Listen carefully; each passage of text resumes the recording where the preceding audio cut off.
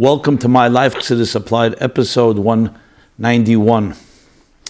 We're now in the days between Tes Yud Kislev, the Geula of the Mittler Rebbe, and his Yom Haledes and his Talkus, as we discussed last week, and the Chag Geula of Yud Tes Kislev, the Rosh Hashanah of Chassidus, this coming Thursday.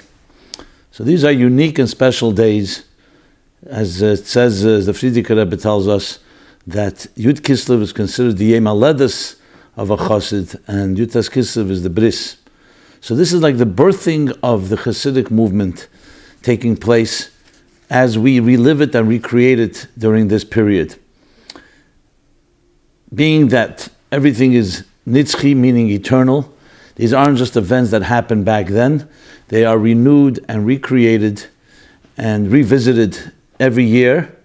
So this is essentially the birthday of the whole concept of Chassidus, and of course applying Chassidus to our lives, which is why I make such a big fuss about it, because this entire program would not exist, and it's completely based on the events that took place back when time of Yud Tes Kislev and the days of Yud Kislev and all the other middle days, including Yud Dalet Kislev, the Rebbe's wedding anniversary, and Tezvov Kislev, and other special days that we're right now in between. So let's talk a bit about Yud Tes Kislev, being that this is literally we're going into this week, and also about Parshas Vayeishev, as we have customarily been doing. Leben mit der Zeit, to live with the times, which is both with the Parsha, but also with the events that take place, and how we can see their application and relevance to our personal lives. Before I continue, let me use this opportunity to thank you again for your questions and your comments, as we'll be reading them. Plenty of them coming in, more than ever before. Very gratifying to see.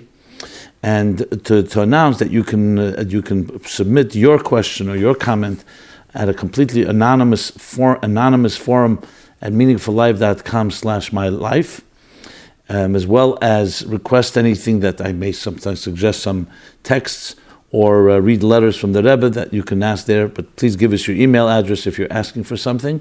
As well, you'll find there as well the archives of all previous episodes, as well as the essays that we've been submitted, hundreds and hundreds of essays applying Chassidus to particular life situations. I also want to take this opportunity, people have been asking me about podcasts to download.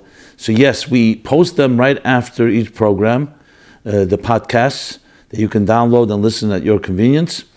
We have only up online, have posted maybe the last 20, 30 weeks, but we're looking for a sponsor who can help us sponsor and pay for the costs incurred in uploading all of them. So if any of you are interested in sponsoring that upload in the honor and memory of a loved one, please just write to us directly to our office at meaningfullife.com or through that forum, and let us know, of course, your name and your interest.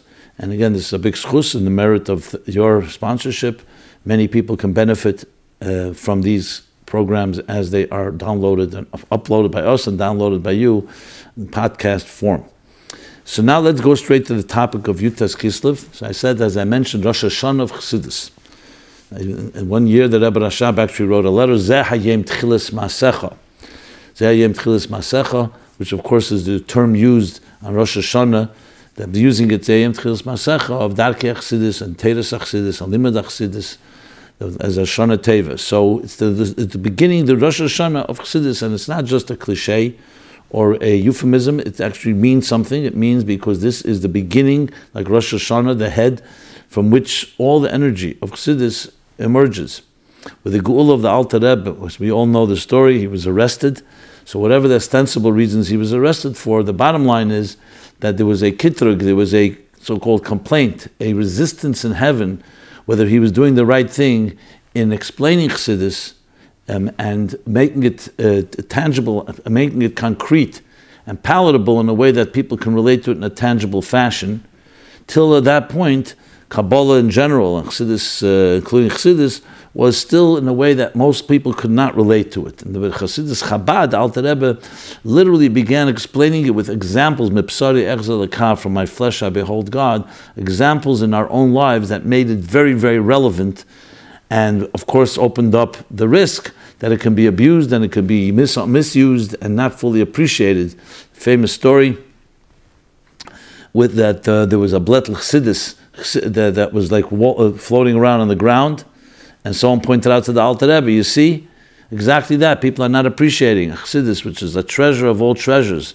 In Torah, is just being disregarded, taken for granted. And the Alter Rebbe gave then his famous moshel, an example of a child of a king who fell deathly ill, and nothing could save him until one professor, after doing all kinds of efforts and reaching the doctors and so on, one professor suggested that the king has a very special, unique stone which defines his whole crown, a very precious and expensive stone. If you crush that stone and take the powder and mix it with liquid, with water, and try to get it through the clenched teeth of the child, it may save him. And the king, without even hesitation, what do I need a crown for? What do I need all my kingdom for? What do I need this whole, all my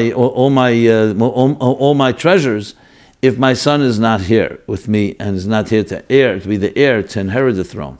She immediately agreed, ala sofik, that maybe some drop will fall in, but a lot with it can drop on the floor.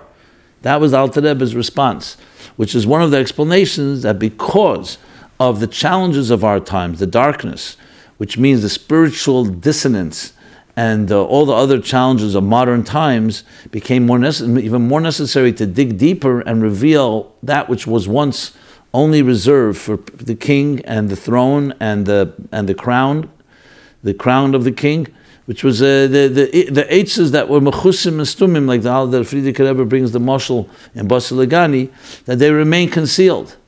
But then this king is mevazbez. He not only distributes it, he actually splurges and gives it out. Why? Because he gives it to the simple soldiers to fight the war. That's what a king does when there's a midas hanetzachim, the need for victory, which can be equated with this moshel. I have not seen it put together. Maybe the Rebbe does, maybe he doesn't. I'm not sure. I don't remember right now. But it's the same similar idea that you dig deeper when you need to fight a battle and when there's real challenges. Then there's the second reason given for the Gilui of Chassidus and Yutas Kislev and the Geula of Yutas Kislev, and that is because we're getting closer to Mashiach. So this is Toymer Chaim Zachu, like Friday, you're supposed to taste from the Meicholim, from the foods of Shabbos. So the same thing, the Friday of the millennia, which is the 6th millennium, which leads to the 7th millennium of the Geula, we begin the tasting and we begin having like an appetizer of that which is coming. And the Rebbe explains in a number of places that these two reasons are actually interconnected and interdependent. Why? Because the fact that we're coming toward Mashiach is a deeper Gilead, and before the Geula, before the dawn, is often the darkest. So this darkest of times, and we talk about darkest, we don't mean material success, prosperity, and freedom, but the spiritual level that we're at is not the spiritual level of the day of Moshe Rabbeinu or later generations of the Beis Hamikdash, and later the temple, and then the Tanoim and Amoraim. So we have a deeper power that comes to counter the darkness, but it's a deeper power that's also coming as a foretaste of the Geula, which right preceding that is the darkest moments. So Yutas Kislev was a vindication and the redemption and a clear declaration from heaven that even though it was a challenge, because is it the time, has the time come, is it appropriate to be revealing these deepest secrets even to people who may not be fully worthy, people like ourselves who are not necessarily refined completely, are not complete in all their other dimensions, which is once upon a time that was the condition to be able to study the inner cosmic secrets of the esoteric dimension of Torah called Sod or Kabbalah. Primus HaTorah required real conditions. Rashbi taught it only to a select few. It was Yechidus Gula, individuals. But as time passed, it became more and more spread, especially the Arizal said, mitzvah legal zesa chachma, now is a mitzvah to reveal it. With the Baal Shem Tov, Yefutza Meinesecha Chutza began spreading even further, but it was still in the Kudus, it was cryptic, it was not fully understandable except to the select few. The Alter Rebbe Chassidus Chabad, even before Yutas Kislev, was already spreading more, but then when he heard from the Baal Shem Tov and the Maggid, should he continue teaching, and they said, Adrab, when you come out of this prison, you should not only continue, you should even grow and even intensify. Which is why, as the Rebbe Rashab says in Teira Shalom, in the Yutas Kislev Sicha, that that the Iker of Yefutza Meinesecha Chutza began with Yutas Kislev, this Rosh Hashanah. Because that's when, as he puts it, it's difficult to say, but Zayis Kesheketchenei say, an olive, when you press it, it produces its the oil, the best oil. The Alter Rebbe, the pressure, so to speak, the meiser, which was the pain and the trauma and the challenge and the darkness of those days that he sat 53 days in prison, is what, so to speak, pressed and squeezed and brought out the best oil, which is Chassidus Chabad, as it began to flow. And of course, in each generation, subsequent generation, only intensified. But the birthday, or the Rosh Hashanah, the new year, with a Rosh that controls and lets it spread in all directions, is on Yutes Kislev. In Kuntres Hamayim, there's an interesting story that he writes, the introduction to Kuntres Hamayim, which is connected to a story I want to share. The Rebbe Rashab sent out, when he wrote the letter, Zayim Tchilas Masecha, and Tofresh Samach Aleph, I believe.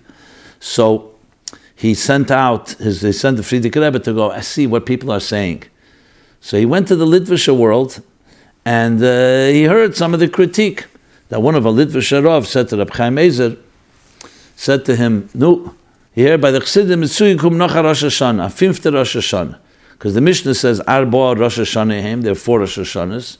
Rosh Hashanah, of course, of Tisha, Rosh Hashanah Lilanis, Rosh Hashanah Malachim, as the Mishnah states. But he said it like dismissively, a 5th Rosh Hashanah. And Rabbi Chaim Ezer responded, Bazei kumtzu und bei uns wird weniger. The Rebbe in Tovshin Chof Hei, I believe, in 1965-66, received a letter from a Chassid in Boston, sharing the news that in the summer months, the Rav, known as Rav Soloveitchik, would teach in the summers. He would have a share of 3 hours in Gemara, in the bungalow colony, wherever he taught. In the Elul months of the summer, the last half hour of his share, he would teach the Kutet Torah. So this person notified the Rebbe of this news. The Rebbe thanked him for the good news and wrote that he should pass on to the Rav, that, and of course not Bishmi, not the Rebbe's name, that in Eira Torah of the Tzemach Tzedek, in his agos, his gloss, and his footnote and his notes on the Kutet Torah, there's more detail and more cross-referencing and connecting to Gemaras and so on, that he should look in Eira Torah. And then the Rebbe wrote on the side, he wrote, to look in Kuntres Hamayim, he wrote what page, and in the second column, exactly where the Kuntres Hamayim, and says that this expression, Bazei kumtzum b'ons v'veniker, kumuven kana hepech. Here's the opposite. So you can interpret it in 2 ways. The opposite, that now that's also added by them, because they're learning Kutet Torah, even the world that was the Briska world, the world that's not the Chassidische Welt. Or you could say even sharper, that the Rebbe was saying, Bazei kumtzu, and now we learning the Kutet Torah. The Chassidim learning the Kutet Torah. However you interpret it, it's an interesting note connected to Yutes Kislev, and I thought it would be good to share, inspiring to share, because that exactly is the gift we have. We have a treasure that opens up the secrets of life, of the cosmos, of what God wants of us, and in a way that really can refine and elevate a person in fulfilling their calling in this world. That's what Chassidus is. And this is what the MyLife Chassidus Applied is dedicated to, in doing exactly that. And Rosh Hashanah is the birthday of that. I want to also make reference to previous episodes where I talked about other details of Rosh Hashanah of Chassidus Yutes Kislev. Episodes 47, 89, 92, and 142 in previous years. And all these archives are accessible. They're also all time-stamped. You don't have to listen to the whole hour. You can just go to the bottom in the YouTube videos. You just look for the topic, and there's a link that takes you straight to that place that topic is discussed.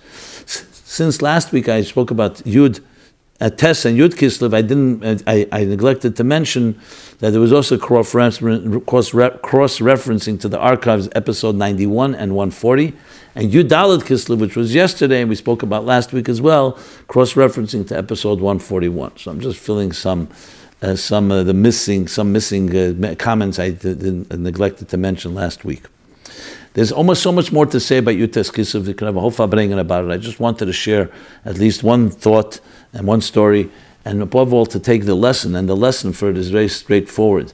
Rosh Hashanah of Chassidus is the time when we take on achlotus to grow in our learning of Chassidus, our application of Chassidus, our personalizing it, and that's exactly what Yutes Kislev is about. The Rosh Hashanah of Chassidus is meant to give us this new energy, this renewal in a way that both the Teres Chassidus and Darkei Chassidus, which means both the teachings of Chassidus and the paths to follow are embraced. And in our day and age, the need has never been more than this, because frankly, the way to reach ourselves even, the way to speak to your animal soul, the way to speak to other people with all the skepticism, with all the distractions that we have today, all the competition, Chassidus speaks to the soul. It's soul language. And it talks about what the soul is made of, what you and I are made of, and how we can access those elements and in living more meaningful and more purposeful and living up to the life that which God sent us to this earth for. So what is Nigla de Teira? Nigla de Teira is also, of course, divine part of the divine Teira, but it's the mechanics. It's what you're supposed to do. Hilchos Shabbos, Hilchos Yom Kippur, Hilchos Chanukah. It's the dynamics of the mitzvahs, which are the operational tools and how we fulfill God's will in this world, and how the tools and instruments that help refine ourselves and the world. But the dynamics are behind the scenes, are what makes it tick, what makes us tick, and what happens on Shabbos, and how do these activities that we do or we don't do on any particular day trigger different forces in our lives. That's Chassidus. It talks about you and your soul and your personal relationship with your purpose in this world and the reason you were sent here, your relationship with your neshama. So this is what we embrace on Yutas Kislev.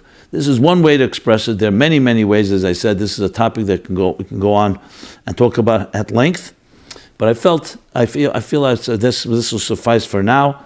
At least we addressed one key point, and that is the idea of what Chassidus has achieved and what it achieves for each one of us. So we have to go away feeling in Yutas Kislev, what does Chassidus do for me? And I don't mean that in a selfish way, not that what's in it for me, but how is it applicable? Not just as a nice day that you celebrate the Alter Rebbe's release from prison, or we celebrate the different Maimorim and the Sikhs that were related on this day. But the question you have to ask is, how does Yutas Kislev change my life? Why is my life different because of Yutas Kislev? Or to rephrase it, why is my life different because of Chassidus, because of Tanya, because of all the Maimorim of the Alter Rebbe and all the Maimorim of his successors built on the Chassidus of the Alter Rebbe? That's the question we have to answer. You answer that question, you're well along the way in honoring and truly doing justice to what Yutas Kislev is all about. So we are also in the week of Parsha Vayeishev. Yutas Kislev is in either Vayeishev or Miketz. One of those two Pashas, Vayeishev. So let's talk about one point of Vayeishev. In episode 138, I spoke at length about the Sikha Vayeishev Tavshinun Beis, which was delivered 26 years ago. A very fundamental Sikha connected to Yutas Kislev about the transformation of the world that we are experiencing and leading us into the Geula. Using the Parsha, the Rebbe speaks there at length about Tzarfas, and Alter Rebbe's resistance, that France should win the battle, should win the war, the Franco-Russian war, and he prayed that Alexander of Russia, the Tsar of Russia, should win the war because it would be better beruchnis for the Eden. I mentioned this as well last week. The Rebbe, however, says that with the time that has passed since then, now we can enter the fray, we can enter the abyss, so to speak, we can enter the godlessness of the Western society, which was rooted in France, of Napoleon's France, and actually not be afraid, but to transform it. Just like Yaakov initially said, we'll travel slowly, we're not ready yet.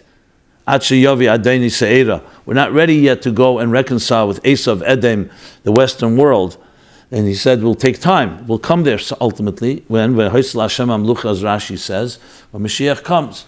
And will be shaft al har Esav and so on, as the pasuk in Avadia states. However, that was then. Now we have the opportunity to have gone through the thousands of years of birur, of refinement, and now we can actually be ready to face Esav, and not only not be afraid, but actually transform and lead the world into a total transformation, which is the Geula. And the Rebbe associates directly that with the Alter Rebbe's resistance, and then the 7 generations later, which is a time we're in, to be able to do that transformation. And how does that fit in with Vayeishev? There he doesn't talk so much about Vayeishev, except the hinting into the Haftarah Vayishlach and a few other places. But Vayeishev Yaakov, what's Vayeishev? Vayeishev Yaakov is after Yaakov's challenging 20 years by Lavan in Parsha Vayetze. Then he comes and confronts Esav in Parsha Vayishlach. Now, that generation, Esav, he's found his peace with Esav. Esav went off to live there. Yaakov is living here. Vayeishev Yaakov be'eretz megurei avav. Yaakov wants to settle, as Rashi says, Bikush Yaakov leishav b'shalva. After all he's gone through, and all the trauma and all the ordeals, he wants to be in peace. And Rashi says something really strange. He says, Tzadikim, the Eibishter says, you want to be peace in this world? You cannot have peace in this world. So just as he was settling in and looking ready for peace, and had all his children with him, and his mitoshe shleim, a complete home, a complete family, all dedicated, the rugze shel Yosef, which is Yosef being sold, and Yaakov's eyes was being killed, losing his favorite son, Yosef. Which of course brings the whole story now, Yosef being sold by his brothers into slavery, ultimately ending up in Mitzrayim, in Egypt, ultimately becoming the viceroy of Egypt, and 22 years later, when the reconciliation takes place, Miketz and Vayigash, and finally with Yosef and Yehuda and the brothers, and Yaakov comes down and lives there the last 17 years of his life, which is the Parsha Vayechi. So this begins a new chapter of the Yerida in Golus, because Vayeishev Hurid Mitzrayim, Yosef descended to Mitzrayim, is the beginning basically of Golus Mitzrayim. They were living in Eretz Yisrael. Yosef was sold and ultimately ended up in Mitzrayim. So it's true, he saved his brothers and his father and from the famine. But at the end of the day, this was the beginning that would ultimately end up in the deep and dark Golus of Mitzrayim.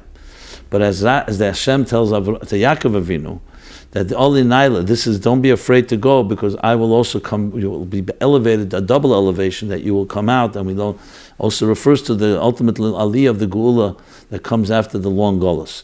So the chapters we're in now actually are talking about the darkness of Golus, the beginnings, but at the same time, how it leads, and we see the end of the story, which of course tells us about the beginning of the story, that the whole Yerida was Tzedek Aliyah. The whole descent was for the Aliyah. So in essence, it's really the story in the general Jewish people and our history, but it's also the story of Yutas Kislev. The descent, the darkness, the Meiser, the Alter Rebbe being put in prison, like Yosef is put into prison, but then comes out even greater than before in the spreading of Chassidus. Just as Yosef comes out and becomes, from an Eved becomes a Melech, from a servant he becomes a king, second in command, and actually transforms Egypt into a superpower. And Chassidus explains it's the birur of Erves Haaretz, the refinement of the darkest part of the world, which in essence reflects, because Mitzrayim is the reish of Kol Goliath, Mitzrayim is the head, and so-called, you can say, the central nerve center of all exiles. Mitzrayim from the word Mitzarim v'Gvulim, which means constraints and limitations, referring to every form of concealment, every impediment, every challenge, every form of darkness, with the goal of transforming it, and that they leave with great treasure, as Avram Avinu was promised, and that means they leave with Erev Rav, the Rav, that the 202 sparks that they elevated from the 288 sparks when they left Mitzrayim. So all this begins in this week's chapter. And it begins with Yaakov arguing and saying, or arguing and requesting, wanting, beseeching God, let me live in peace. Why couldn't he live in peace? Because the world is not at peace. A tzaddik is not separate. A tzaddik is not a tzaddik in pelts, which means a tzaddik in a fur coat and he can just take care of himself. As long as the world is not a Mashiach world, you cannot live in peace. The captain of the ship goes with the ship. Says, painful as it was, Yaakov was not ready for the time for him to just be at peace. That would come in the Gula Amitis Vashlem. So a Rebbe goes together with his people, with his children, with his family, but it gives us the strength because we know we're not alone. And we know that any descent that we enter into, we have the power to overcome. Now that we are so many years from Tovkuf Nun Tes, when was the Geula Tovkuf Nun Tes, which would be, we're here 200, Samach Tes, Ayin Tes, 218 years, since, 219 years I should say, since the Geula of Yutas Kislev, we've seen what Chassidus has done. It's spread and grown, become a household name in many homes, not yet enough, but it's growing and spreading, and it's, above all, it's empowering us with a blueprint for life, a blueprint that can actually help us live the healthiest possible life, which is exactly what we need. If you only learn Nigla without the Pnimis, as I mentioned, you know what to do, but the inner transformation, the integration, and the Pnimis that comes with the application that Chassidus teaches us, and the dynamics, it teaches us the building blocks, the DNA of what makes you and I tick. That's what Chassidus achieves.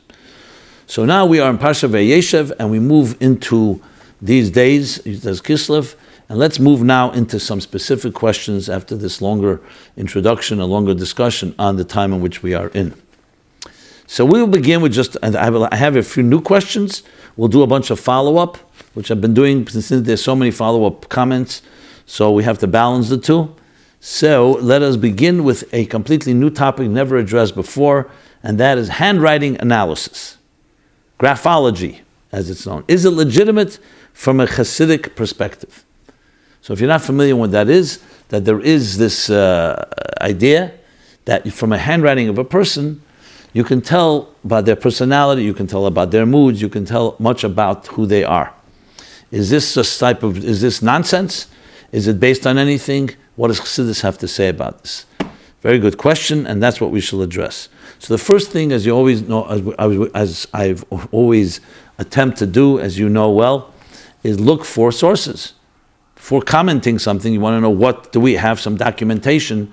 Do we have any documentation, letters, and stories that are accurate and are reliable sources that talk about this? And indeed we do. And after that, we can comment more once you have that information. So let us begin with a letter from the Rebbe. This is a letter that the Rebbe wrote to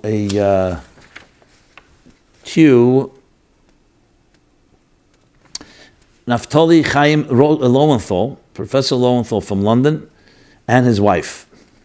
And the bottom of the letter, it's a letter from Yemei Elul, Tavshin Mem Aleph. Days of Elul, Tavshin Mem Aleph would be 1981. And the Rebbe is Nichtav B'tzidei. I'm translating from the letter. Even though this is not my expertise, nevertheless, I will comment that her essays, meaning Mrs. Lowenthal's essays, made a reishim chazak. They made a strong impression, v'chulu. And certainly, when they will be printed, they will make even a stronger impression. And Hashem should bless her to be successful. That also in this should be fulfilled the statement, Kol Masechet Yu L'Shem Shamayim, that all your actions should be directed toward the sake of God, the sake of heaven. And the Rebbe gives an example how graphology and how handwriting analysis can be used for that. The Rebbe says, L'dugma, for example, Shlita hanefesh u'menuchasa, the control of a person's spirit and its peace of mind and its being at peace. And how is that? Through a life that is consistent and aligned with the nature, with the personality and the expectations and the yearnings of one's soul, of one's spirit. Afilu has effect even on the tzuras ha'esius, even on the shape of the letters that are written by the fingers of the hand of the body. So basically the Rebbe is saying that the fact that the handwriting expresses a person's mood, expresses their spirit, expresses their psyche and personality, what is it l'shem shamayim? That you're saying that that person's control over their lives is expressed even in the way they write something, that you can see it in their writing.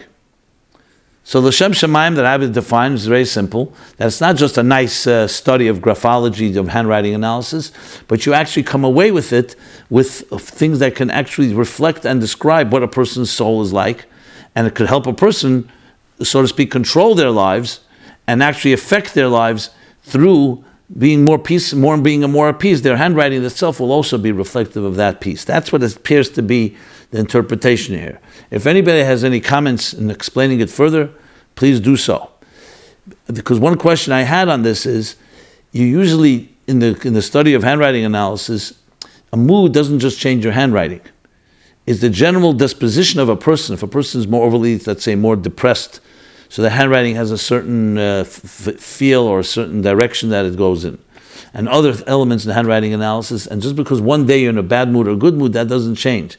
Nevertheless, from the Rebbe appears that it does have an effect, your state of being and mind, which appears is not just a superficial thing, probably more an internal thing, that a person's inner control, an inner sense of their own self-awareness and their self-control, and their ability to have inner peace, has that impact even on their physical part of their lives.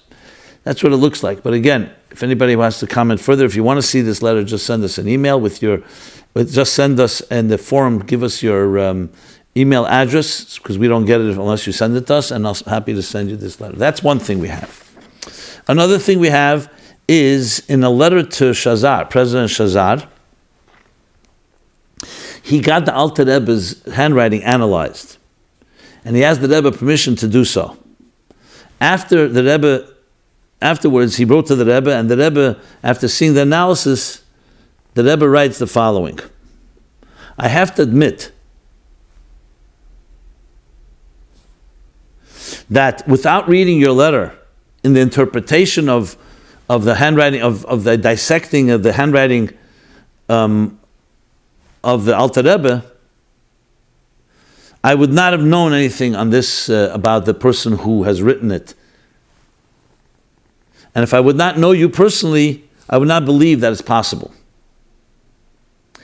So you can interpret this several ways. You can interpret it that the Rebbe is saying that he's skeptical about it, or you could say that now that you showed it to me, I can see what you mean. But here you don't see the Rebbe saying that absolutely the Chatchila handwriting is going to describe who the person who wrote it. Or you could say that maybe there is legitimacy, but the Alter Rebbe may be beyond that, because the Alter Rebbe maybe not so, but appropriate to do. But the Rebbe did give permission.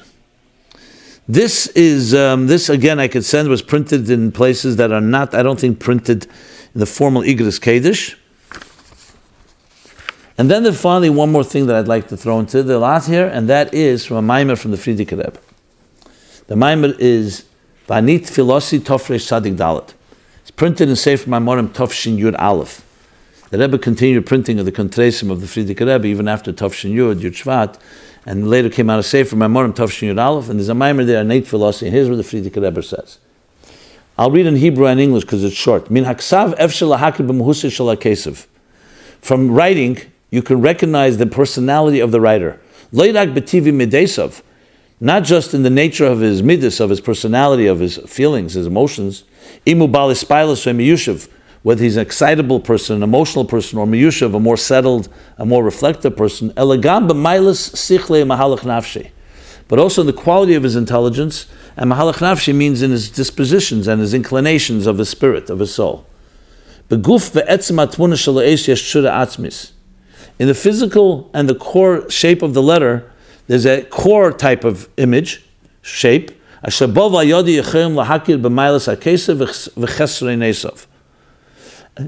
in that shape you can see, and in it and through it you can recognize the qualities of the writer and also his faults and flaws. That's in that Maimer in the Manit Philosophy.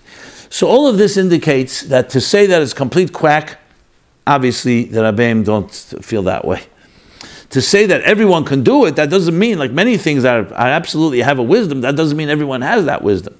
There can be people who are just con artists or people who are just magicians, meaning just a sleight of hand and they just have tricks up their sleeve. But the etzem concept clearly comes down to this, that in the expression in the fingers, as the Rebbe says, of the body, expresses something from the soul and the spirit of a person.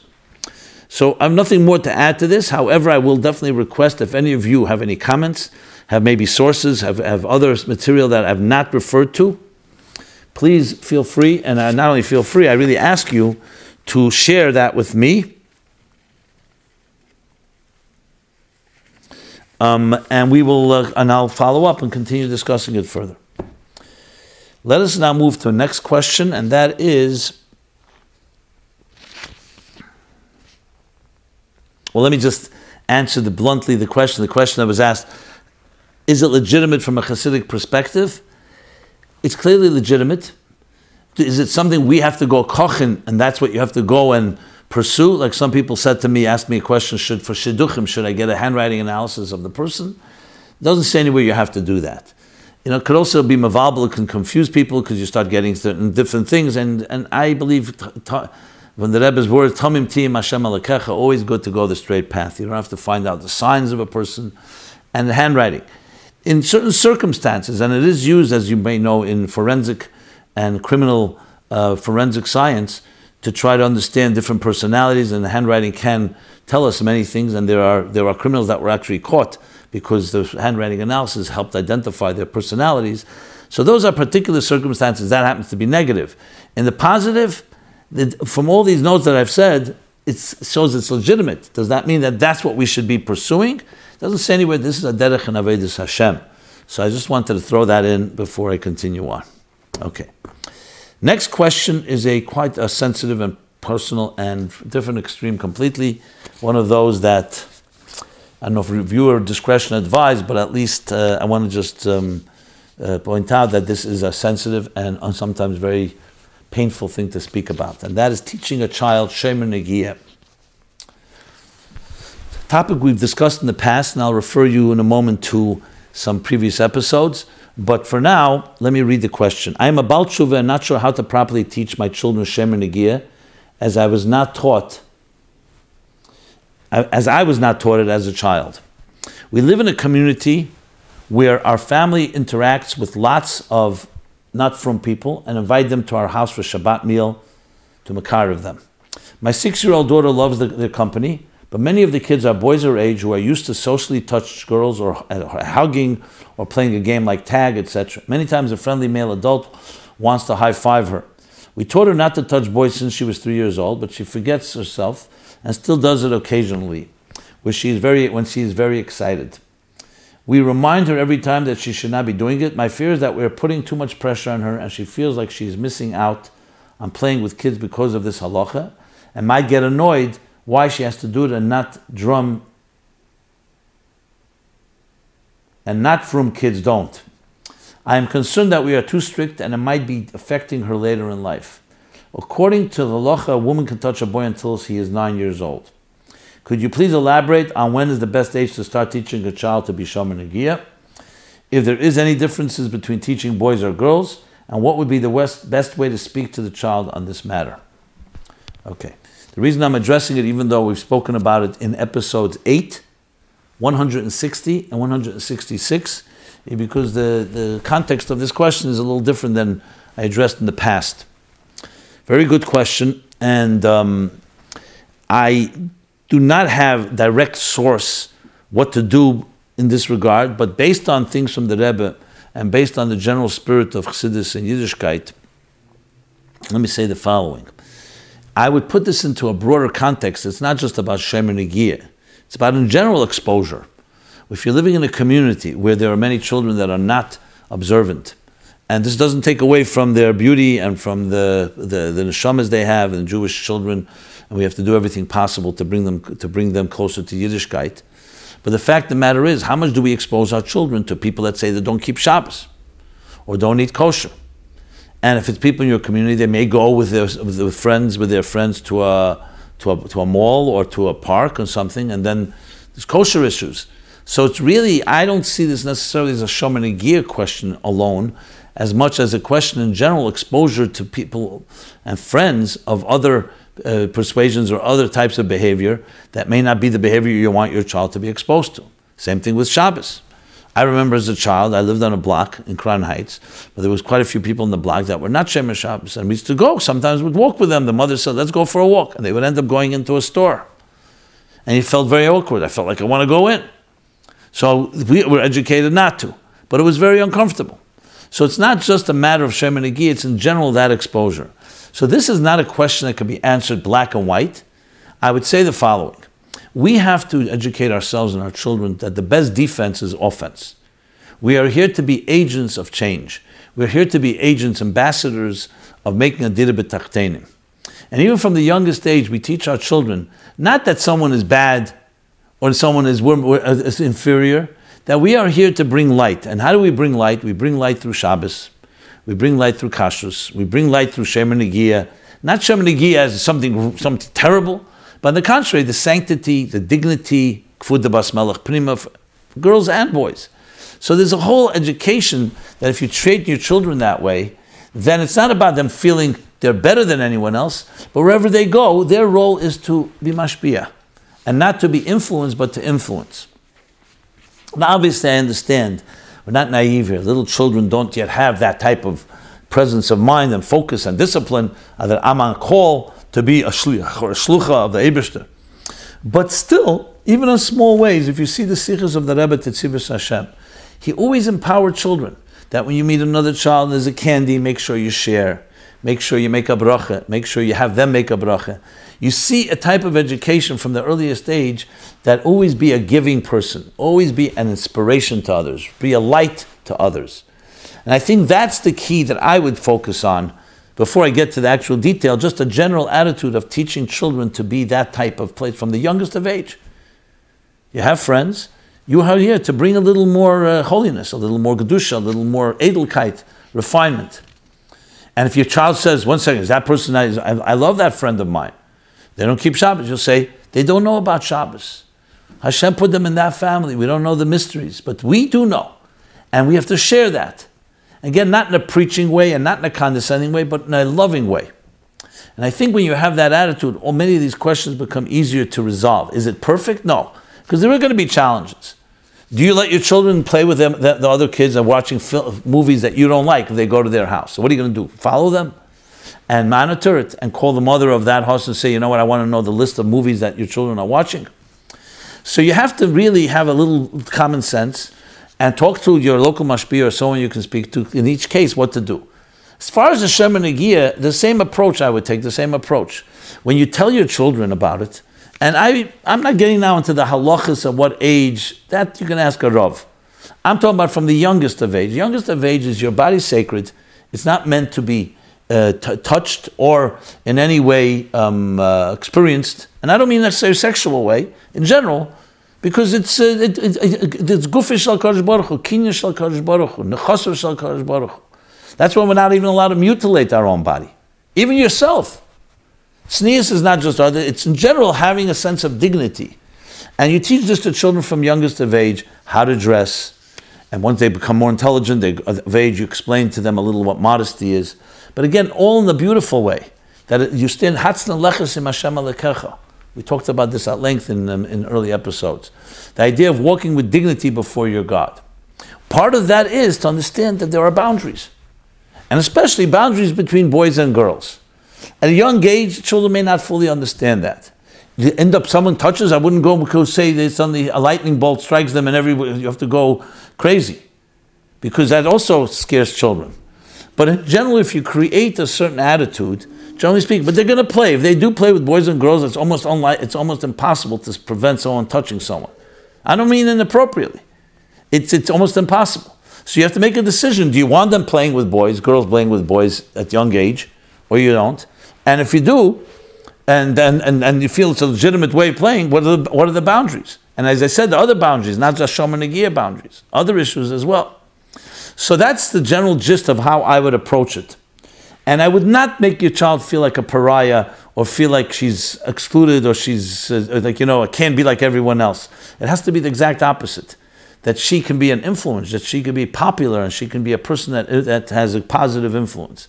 And I really think that it's a case by case, each child is different, to find the right words and the right way to address it.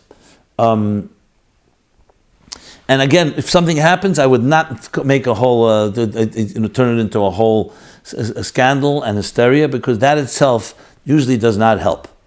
I would subtly and gently find ways to positively reinforce. And then I think there is a point you're going to have to make boundaries. That's why we do have segregated schools and boundaries of who you play and who you don't play with. Okay. Next question. Procrastination and memory development. The question is like this. What can I do about procrastination and memory improvement? Greetings and blessings, Rabbi Jacobson. I will go straight to the points. I've been struggling with procrastination. I got better with time, but still there's still plenty of room for improvement. I wonder if there are any Chassidic teachings that deal with procrastination, sicha or maimer, that I can learn to boost my strength in this battle. Number 2, I've been struggling with poor memory. Any specific actions besides regular memorization you can advise from a Chassidic point of view? Number 3, I'm looking for mashpia. I know you are busy. Whom can you advise? God bless you with long and healthy life, with sharp mind and joyful spirit till 120 and beyond, for all your dedications, spreading light of Chassidus with blessings. Okay. Let's take one at a time. First of all, regarding memory, I discussed it in episode 173, and I don't think I have to go over it again. So just look at episode 173. I actually used examples from my own work as a chayzer when we memorized hours and hours of the Rebbe's talks. Memory is really the art of listening and absorbing and getting yourself out of the way, of allowing an idea to enter into you, respecting the person or the idea that you are absorbing. That's briefly, but I would suggest to go to episode 173. As far as procrastination goes, the word procrastination in Hebrew is somewhat borders a little on what one of the 4 midas you say the Saroim at the end of chapter 1 in Tanya, Atzlus. It could be a little like laziness. I wouldn't quite equate laziness with procrastination, because laziness is just being lazy. Procrastination is just a tendency to push things off. But it probably is a subset of that. There may be other references to it, but that's the closest one I recall in Chassidus. And again, if anybody has any comments on this, the whole point of this discussion is not that to be a closed-ended discussion, but one that's open-ended, and I would love to hear your comments. Generally speaking, the opposite of procrastination is zizus. Midas has zizus, which is talked about in a number of places in Sifrei Musar, in Cheves Alavovis, in Reishis Chochma, and of course in Chassidus. For example, in Ageres HaKedesh, Avram Avinu, Vayashkem Avram Babeker. It wasn't just the Akedah, which itself was a tremendous Nisayan, but that he did it quickly. The opposite of zizus is procrastination, is pushing things off. So you have ziz and magdim and lemitzvahs, something you're excited about, you don't push off. So the question is, do you procrastinate also on things that you're excited about? Like, for example, if someone's going on a very special trip, sometimes we can't even sleep at night, we're so excited. The question is, can we transfer that excitement to things of Gedusha, to things of Limud Torah and Kima Mitzvahs? So really the question is, how do you excite somebody? Because when you feel there's a compelling element, a sense of urgency, that is the antidote to procrastination. Now, we all have a procrastinating element inside of us. You know, we push things off. Some of us push it to the last minute. Like they say, I procrastinated that which you can do tomorrow. Why do you have to do today? A person of zizus that does things quickly and that does things with alacrity and with speed says, what I can do today, why would I do it tomorrow? So the way really to understand that is, I've seen some letters from the Rebbe, recognizing Hine Hashem Nitzav Alav, God is watching you. You have a mission. And that mission was given to you. You're given a day today. Why would you not use the day to its fullest? On the contrary, the day was given to you as a power. And if you, God forbid, don't use the day to the fullest, you lost that day. It's like a life. Tomorrow, you don't have that day again. So it's really a hisbonenus, a contemplation that allows us to put ourselves in a mindset of, number one, getting excited about things, and number two, recognizing the value of the moment. The value of the moment. In my book, Torah Meaningful Life, in the chapter A Day of Life, the end of section 1, a beautiful piece there from the Rebbe about Haslach and Zman, using every moment to the fullest. I think that can also help in this regard. Obviously, another trick of the trade would be doing something with someone else. Like it says in the Cholzu, when you make a achlot and you decide a resolution with someone else, you both push each other. Procrastination is very easy when you're committed to yourself and no one else, because then you could always push it off. But if you're committed to someone else, and you know they're waiting for you, and there's a deadline involved, it is a very good way to fight procrastination. So these are some of the ways and methods. Obviously, it comes down to your will, but it's, as I said, exciting, recognizing the value of every moment, and doing it with another person in a form of a deadline. Always incentives, rewards, rewarding yourself, rewarding someone else that's procrastinating is also another additional component I would throw into this. As far as the mashpia goes, that I would suggest write to me personally. Give me your email address and we can discuss, and I can understand more what you like. Maybe I can make some recommendations. Let's move to the next question, and the next question is, what is the best way to inculcate kabolas and respect in students? I'm mechanech in a Chabad Mosid that is looking for some clarity in the area of derech eretz and kabolas. Respect and kabolas, which means accepting authority, God's authority, and of course the authority of the people that are representing Torah and Yiddishkeit, which is in the school, the teachers, the principal, and so on. I would like to preface my question with an introduction. As a mechanech, part of our vision for our students is derech eretz and kabolas. Okay. Now every class has a percentage of students that respect is difficult for them, and accepting authority is difficult because he is older. Because he is older is different. Not sure what they mean. Maybe because there's older kids and for them it's difficult. But regardless, there's a percentage of students that for them respect is difficult. Yeah. There are two ways to deal with this. One, crush the opposition, or two, work with him. For example, a teacher, Rab Mendel, tells a student, Zalman, who's reading his friend's book in class, to put away the book. Zalman puts book away, Zalman takes out the book again, teacher asks for the book, Zalman refuses to give it to the teacher, teacher says, I will deal with you after class. When the teacher speaks to Zalman after class, he still says, no, I will not give you the book, feeling responsible for his friend. This is a true story, he says. There are two ways to deal with this insubordination. Put your foot down and go all the way. Zalman must give you the book, no matter what it is, as it is a blatant challenge to the teacher's authority in front of other students. Or option two, Zalman, I see you're struggling because the book is not yours.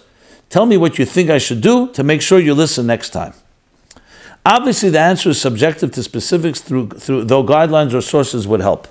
In the long run, which will help the child respect authority in the future, and why? Does this impact the child's potential to have kabolas to Hashem? Is there a connection between the two? To what extent? Can we assume that the negotiation with the child on matters of respect adds a negotiable touch to a firm foundation, thereby inadvertently developing a false assumption of the child that I do not have to listen to authority because I know better, and respect is negotiable? And finally, what other methods are recommended to help children develop respect? Thanks in advance. I can't say I understood perfectly the example with the book, but regardless, it doesn't change what needs to be addressed. So we know that education has to be tailored to the student. We also know the expression Yamin Mekareves, Smail Elam, Smail Decha, and Yamin Mekareves, which means you use the stronger and the more dominant feature should always be chesed, bringing people close. And Smail is the weaker arm, this weaker, the secondary or weaker entity and energy should be in discipline. We know Vishavto Eida V'hitzilo Eida, that even when there's discipline, the point of it is to help people grow, not just discipline in the name of discipline. Kvura Sheba Chesed. So the Chesed, if it doesn't have any discipline, children and students need discipline. So we all understand the question really is the balance. I don't think it's an extreme either or. I think it's always balance. If someone does something wrong and breaks the rules, so of course you have to first determine how big of a crime was it. Is it like really someone goes and punches someone in the face, God forbid? Or is it more subtle? That's one thing that needs to be determined. Number two, was it done in front of others? Number three, is this person prone to breaking rules and being disrespectful, or is it a one-time exception? Number four, what will be the result of your discipline? If you strongly discipline, could be on one hand, it could be Laman Yiru, Laman Yishmu V'Yiru, people should see and learn as a deterrent and incentive what is done if you do something wrong. On the other hand, if it's too severe, you could demoralize somebody. So it's important to understand all the nuances and not just go and say, okay, there's one size fits all and every situation is the same. So I would say you have to understand the severity of the issue, who you're dealing with, who else is seeing what's happening, is this done in private or not. There's no question that Zreik Mora B'Talmidim, you have to have an element of discipline and students should know there's an authority. But should they be trembling in fear of the teacher? Or it should be a loving form of respect and authority. Now there are times we do have to put someone in an uncomfortable situation, but it always has to be seen as through love. So I don't have an answer for every particular situation. I'm talking about general principles. And when you ask the question, crushed opposition? No, I don't believe crushing is a good word. I don't believe opposition is a good word. It's not opposition. You're talking about beautiful children, beautiful souls that sometimes need, like any garden, needs weeding. You need to weed the garden. You need to discipline, you need to clarify, you need to... Now, it's very important as well that you know whether, as I said, a first-time offense, some people, students maybe did not know this was the rule. If they knew it was the rule and they broke it once, twice, 3 times, obviously you're dealing with someone that is somewhat delinquent, then they could say after 3 times, the punishment is more severe. And again, the punishment has to be also wisely done, always to elevate, never to demoralize. That's a key element. It's based straight from Tanya. Anything demoralizing is always coming from the negative side. And it could be our own gvuras coming to play, not necessarily the benefit and the good of the student. These are my few points on this matter. I think to discuss it further would be very helpful to have someone to talk to and break it down more in detail, but I commend you because this is exactly what mechanchim should be talking about with each other. And you should always have someone, an objective party, that you can always run by and say, this is what happened. What would you do? Because sometimes when you're in the throes of the issue and you get emotional, I'm talking about the teacher, you sometimes make mistakes as well. Not that we can't make mistakes, but it's always good to run by and say, okay, here are the things that happened. What are we going to do about it? And you could always tell a student, something was done wrong today, and tomorrow we're going to talk about it, what we can do about it. Either individually or with the class if it's necessary for the whole group to hear and understand. But the goal at the end of the day is to bring up healthy and beautiful neshamas that shine. To do that, we live in a world where people have negative tendencies. They have sometimes mean or other streaks, or they bully, or they do other things, and all these need to be addressed in the proper way to make nip in the bud. And above all, if something's hurting another child or other students, that of course takes on another dimension because it's not just about the person, it's affecting others. Okay. Let's do some follow-up with the time that we have. Always running out of time. What can I say? Follow-up. Let's start with ultrasound. So a bunch of questions came in. First of all, I have 2 more pieces from the Rebbe that were by dollars. One by dollars, Elul Tov Shanun. Someone asked the Rebbe about making a sonogram, which is ultrasound, because the doctor said to do so, because the child seems to be unnaturally small. The Rebbe said, this you have to ask by a Rav, to do it or to push it off. And the Rebbe then said, there's no difference what the sonogram shows. The primary thing is that the child should be well. So what do you need a sonogram for? I'm just reading exactly as it's written in the Shema of those dollars. I'll soon comment on that. And another one, a woman asked the Rebbe and said, the doctor said to do a sonogram. The Rebbe said, if you have 2 doctors that say so, you should do it. And it should be the refuah, should be for healing. As we see from the answers, the letters I read last week, and these answers, it's never black and white, yes, no. Even yes, there's the Rabbonim that we talked about. Now listen to doctors. So I think it's important to understand that the Rebbe's main objection is, number one, is first of all, why do something that's not necessary? That's the most important, that not to be mavalbal. But there's some comments that came in that suggested and asked good questions. I want to read some of them and try to further clarify this matter so we can come away with the best clarity we can. But at the end of the day, I want to say this. We do have a clear directive from the Rebbe in general to go to a Rav, to go to experts, Reifi Mumchim, Reifi Yedid, a doctor that is also a friend that knows you well. In addition to the fact that specifically, you see in many of these answers, he says also go to a Rav, and as well, or to doctors and or.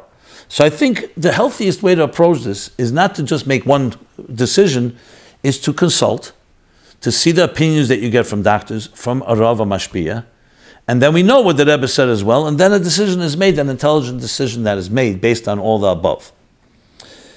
Like I said last week, if a doctor says clearly it's a sakana for the mother, for the child, so you're dealing with a sakana. It's a very, very unique situation. And that whole different set of rules applies. If a doctor says, I just like to do it to be safe, so we discussed that. So let me read a few comments on this. One said, the Rebbe's opinion. Is it reasonably honest to posit what the Rebbe's opinion is about anything that changes, like technology, medicine? One can at best say what the Rebbe said on the date he said it, and the specifics for which he said it, and then say, I personally feel that what the Rebbe said then still stands now because of X, Y, Z. Yes, it's a good point, but on the other hand, we have to also know that who takes the achrayus is the responsibility to just say what the Rebbe said would change because of the technology. So that's not such a simple thing to say because technology changed, the Rebbe would change. Or the Yad Nisht, maybe not. Do we know all the reasons that the Rebbe gave? Do we also know that new technologies won't change and maybe one day they'll say sonograms are dangerous? You know, there were things that everyone thought were lifesavers in the 50s and 60s. The Rebbe was opposed. One of the reasons was to see with time if this thing stands up. Sometimes you find out 20 years later and that, God forbid, there are things in the 50s, medications they were giving to pregnant women that turned out to be disaster. So it's also a matter of time. It's not just a matter that technology says that you can do something. So I think we have to understand there's a combination of nitn shus l'reif l'rapis, give the doctor permission to heal, but you also have a Torah. And that's why we have a Rebbe, we have Rabbonim, we have Mashpiyim, we have doctors. And I think, as I said before, if you take it all together, we'll be able to achieve much better clarity. Okay. Number 2, someone writes sonogram. Medicine treats sonogram tests as completely harmless and therefore sees no downside to routine tests. The Rebbe is clearly of the opinion that they do affect the child to be born and should only be done in extreme need. I frankly have not seen where the Rebbe says that it affects the child. It sounded more that the Rebbe says it affects the parents. They'll just be mavulbul. What are you going to do about it anyway? Just because you see a sonogram indicate something, what are you going to do? Why confuse and why get yourself into an anxious place? But I have not seen specifically the Rebbe says sonogram affects, even though I have heard it Baal Peh. If someone has a good source for that, please send that in. Another person writes, many natural practitioners agree that ultrasounds affect the fetus based on research done. Then someone else wrote a longer note, says, in this week's episode, you summarized the Rebbe's opinion on sonograms to be that, well, A, if there's no specific reason or doctor's concern, you should not take a sonogram, and B, if there's a specific concern, then you can and ask a Rav. Now, while that is a fair summary of the different answers, I want to alert you to the following. Why would the Rebbe be against a sonogram if there's no specific concern? A, actual negative effect to the health of the mother from the radiation. B, as some have opined, the Rebbe was concerned that a sonogram can cause concern to the mother for no reason, since there's nothing that can be done anyway. Which not only the Rebbe opined, the Rebbe actually wrote that, as I read last week's notes. Now the reality is that over the past 20 years, according to some, there's been significant improvements in A, the safety of a sonogram. You can read about it in multiple places online. And B, in the prenatal intervention abilities of doctors. There are multiple health issues of the baby that doctors can detect and treat while inside the womb, and literally save the baby from major deformities, which can also be read about online. There are supposedly multiple children today in Chabad that have serious illnesses that could have been prevented if they would have performed the sonogram. So nowadays that a sonogram is much safer, and medicine has advanced where a sonogram is not only for curiosity, but actually to check the baby to see what intervention can be done in the womb, different medicines and even operations on the baby while in the womb. A strong case can be made that every single pregnancy should have a sonogram.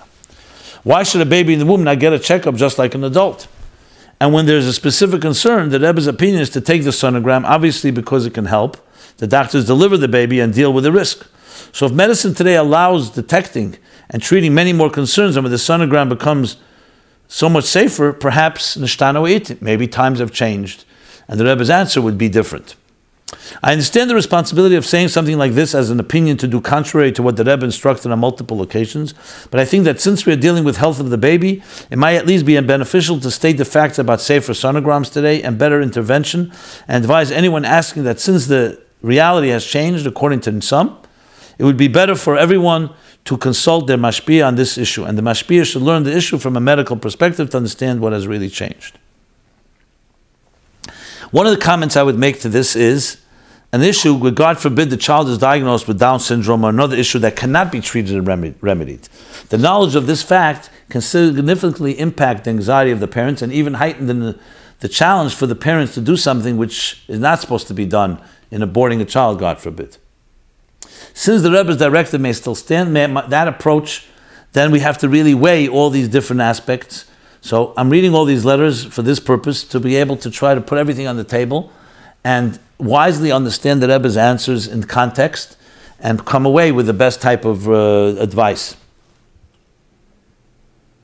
In response to my thought, someone wrote as well, I've heard about the challenge of abortion, but it's difficult to accept because A, haven't seen the Rebbe actually write it, and B, on the contrary, the Rebbe suggests allowing sonogram dafka when there's an issue, whereby then there may be a real nisayon, a real challenge of abortion b'poel. And how could preventing such a challenge justify against screening for many other issues that might arise and can be treated successfully in the womb? Hard issues, and the list goes on.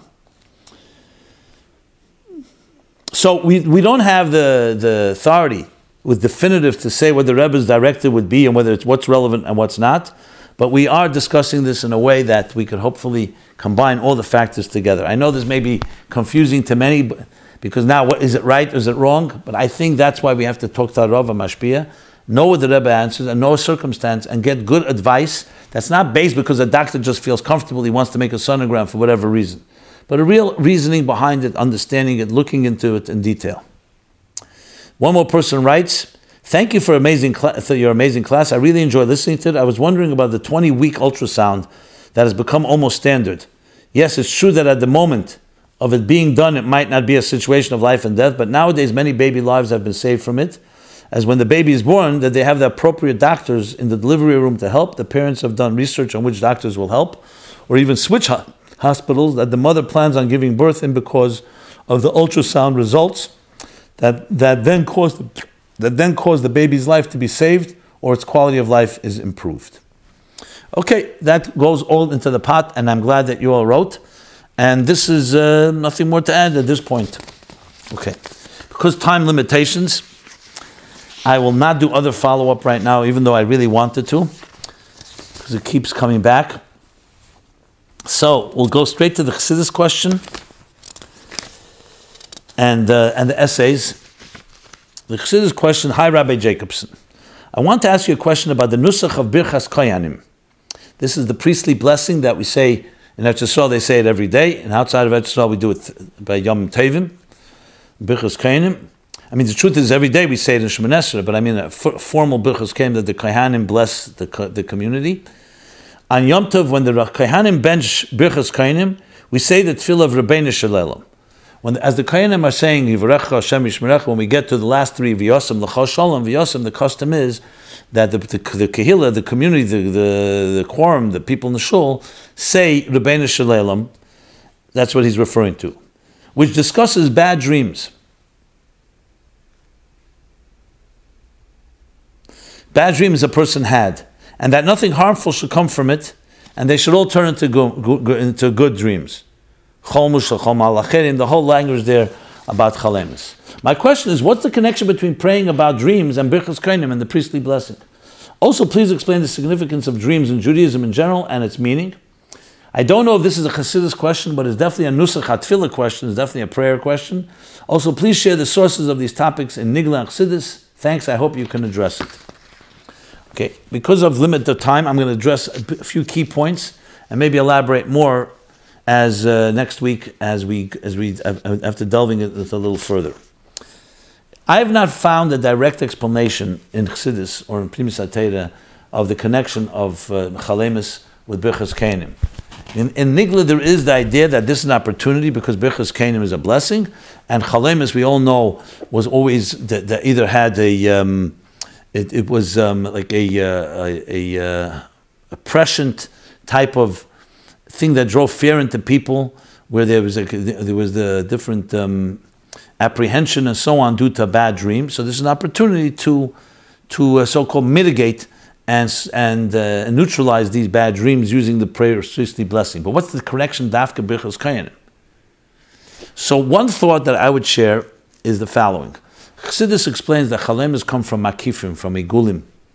That's why cholam is like able to have opposites. You have all kinds of weird and bizarre connections because it's not a structured, logical process. It's the mind going into the state of what's called makifim, where there's a lot of things can be jumbled together in a very confusing way. Birchas Kohanim, Chassidus explains, has a very special power. On one hand, it's a bracha. It's called Birchas Kohanim. On the other hand, it has the power of tefillah. It's also a prayer. So Chassidus explains what's the difference between bracha and tefillah. Bracha means when Yaakov blessed Menashe and Ephraim, why didn't he just give Menashe the blessing? And he said no, he crossed his hands. Because a blessing, you cannot create something new when you give a blessing. All you're doing is revealing that which the person is destined to have. So the bracha opens up the channels that you should get it quicker, you should get it in a revealed way, you should get it immediately, you should get it. It should be implemented. So it's like a blessing is stored for you, and the person who's the mavarech, his blessing is revealing that store and bringing it into your life. Tefillah is yehi rotzen. Tefillah has the power to actually change destiny. The destiny could be, it's not stored for you this way. God forbid a person is in a hospital and you pray and you could change, so to speak, God's mind, yehi rotzen, and rotzen chadash, and it should be a new destiny. So on one hand, bracha has the maila, it's more guaranteed because it belongs to you. This is just like a gift being, it's yours, and the gift is just that you now is delivered to you. Whereas tefillah, it's not guaranteed because it's not necessarily your destiny. On the other hand, tefillah has the power to reach a higher place because it brings a rotzen chodesh. Bracha only brings that which is in your sheirish hamukah, that which is, so to speak, it's already in your potential state. It's not been actualized yet. Birchas Kohanim, Chassidus says, Ad Meheri Yoretz Dvorei has both qualities. It's a bracha and a tefillah. As bracha, it's a tefillah because it can be mamshich something from igulim and makifim from higher than seder shtalshlus, but it does so as a bracha as a guaranteed way.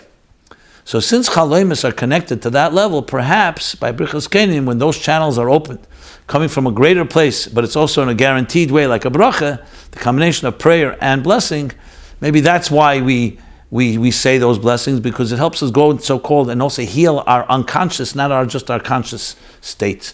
So bracha deals with conscious, tefillah deals with unconscious, and Birchas Kohanim brings the bridges the unconscious and the conscious. That the Alma Diskasya and Alma Disgalia, the hidden worlds and the revealed worlds. As I said, I will look into it further. If anybody has anything from the Rebbe or from Chassidus or from any Svarim for that matter on this topic, please submit it and I will share it, bli neder, please God, in future episodes. The 3 essays that we will do now. Essay number 1 is Who or What? By Fraida Glassner, age 21, Crown Heights. So it's a short essay, but nicely done. She writes, as a program coordinator and party planner, I find that planning a program includes so many details. Pink flowers, actually, the coral with the green contrast looks way better. What the menu should be, stuffed chicken or grilled, lace edging or just keep the rustic vintage look. The color tablecloths, the topic, the setup, the location, the theme. On and on. Why does it matter? Why do we go crazy with such precision and detail? I find the amount of decisions I have to make in one day is way over my radar. Some decisions more powerful and life-changing, while others superfluous and detailed. What's the secret to smart decision-making? And she goes into Chassidus. Chassidus is plastered with the idea of dira b'tachtenim. Let's take a look at the beginning of time. Decisions had to be made in the world. It seems it was pretty simple for God to decide which color to make the sky, how fast light can travel, how a nose should look. The list goes on of huge major decisions God had to make. Seems like God didn't sweat it. Why is that? Because He is God. You may think He can do anything. True. But now let's learn from Him. And goes on to actually use the model of God's creation, those decisions of how it can help us with the focus of thinking the most important thing of the who and not the what. The goal of a party is the people attending, not the beautiful event. And lists a whole series of priorities that she derives from the Dira B'Tachtenim model. Quite creative and interesting. That's essay number 1. Essay number 2, Achashveirosh in the White House. That makes me laugh. By Chana Gansburg, age 32, Crown Heights. As it was in the days of Achashveirosh, the pompous, arrogant narcissist who ruled over 127 lands, that the Jewish people enjoyed the greatest privilege. They enjoyed religious freedom and freedom to prosper. Their leader and sage sat at the palace gates, serving as a top advisor to the monarch. And their sister sat on the throne. So great was the king's tolerance that he allowed Mordechai to establish a yeshiva in the king's own courtyard. The Rebbe refers to the Persian emperor of the time as a Medina shel Chesed. So how did the Yidden go from being so beholden to being threatened with utter annihilation? During the Purim Farbrengen of Tafshin Chavav, 1966, the Rebbe outlines exactly what went wrong, how it was fixed, and what it all means for us today. The Rebbe explains that Haman's evil decree took root because the Yidden sinned. Their sin was that they took pleasure in the feast of Achashveirosh. She goes on to discuss what the real Nisayan is and how we challenge the secular world in which we live in, with using her own family and children as an example of what we expose them to and what we don't expose them to. I thought it was a very interesting, I may not agree with all the parallels, but nevertheless, it's a well worth reading essay, and thank you for that. That's essay number 2. And then finally, the final essay, Freedom from Frustration, in Hebrew, by Yehusha Heschel-Tzeitlin, age 22, Crown Heights as well. It says this essay is going to deal with the challenges that emerge in relationships between people, couples and children, and also the struggles we have with each other, with ourselves. So struggles with others and struggles with ourselves. And breaks it into the 2 types of people. He says people who want to be helped and people who don't want to be helped. Obviously, those that don't want to be helped, he says you can stop reading right now. But those that do want to, he goes into a whole few case studies, very, very well done, and then describes how Chassidus helps us deal with such challenges. And above all, it's understanding what your soul is capable of and what expectations you can really expect of yourself.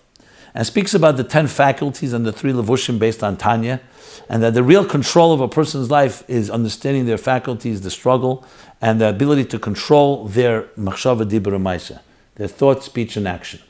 That is the gist of this one, and he goes through the spheres chesed, gvura, and the spheres, how they play themselves out in our lives. Very well done essay, and ends with a practical application, well worth reading. All these essays can be seen as they're posted every week, new essays, meaningfullife.com/MyLife, as well as subscribing to our weekly emails, and you will receive in your inbox the new essays as they're posted, as well as other interesting materials, new stuff, and focused stuff that addresses issues of our time. If you subscribe and you become also a free member on our site, you actually can customize the site completely to your needs. You can have a home page that's completely just issues you want to cover. It can be issues, family issues, children issues, personal issues, spiritual issues, exotic issues, current events, and you can create your own customized page. Check it out on at meaningfullife.com. This has been MyLife Chassidus Applied, episode 191. Everyone should have a very freilich and Yutes Kislev, L'shana Teva Tikasevu, V'sichasemu, Belimud and Teres Chassidus, Adarke Chassidus, Tikasevu V'sichasemu, as it's written on a Yem Yem. It should be a blessed year, a Chassidish year, and a year of Geula Amitis, V'ashlema, from the Geula of Yutes Kislev right into the Geula, Al-Yadei Mashiach Tzidkenu. Every Sunday we're here 8 to 9 p.m. This has been MyLife Chassidus Applied, episode 191. Again, everyone a good Yontif and a good Chedesh and a good Freilich and Tamid. Be well.